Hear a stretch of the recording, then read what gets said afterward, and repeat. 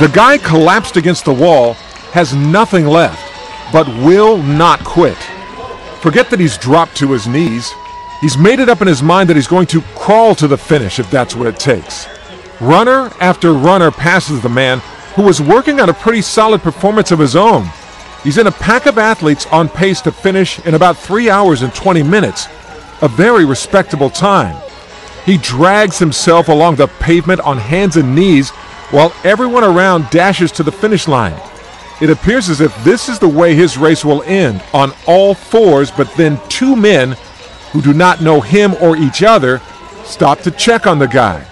One of the men who stopped is Ryan McDevitt. Just couldn't watch him just do it on his own there. We felt like I should help him out. So Ryan and the other runner help the man to his feet and help him stagger to the finish. He wasn't saying much. He was just kind of grunting and trying to get those last breaths in before he hit the finish line. Marathon personnel tried to get to him, but Ryan and the other man simply got there first. It was one of those unbelievable moments that Ryan says underscored the spirit of the event. Once they crossed the finish line, more help was there to get the exhausted runner some medical attention.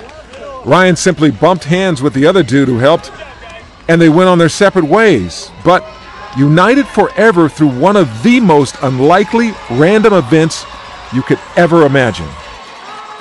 Boy. So Ryan has a tendency to be a good guy. He ran to help a charity, Children's Memorial Hospital. Not surprising. He raised about $2,000, part of a team that raised $290,000 generated for the hospital. And get this, technically Ryan came in behind the guy who he helped.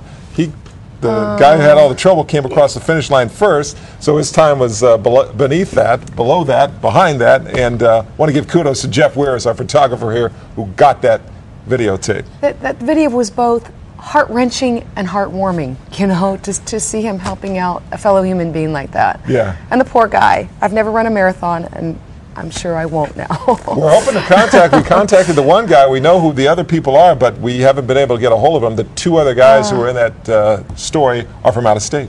So we hope that gentleman is doing okay tonight, feeling much better. Fine. What a hero.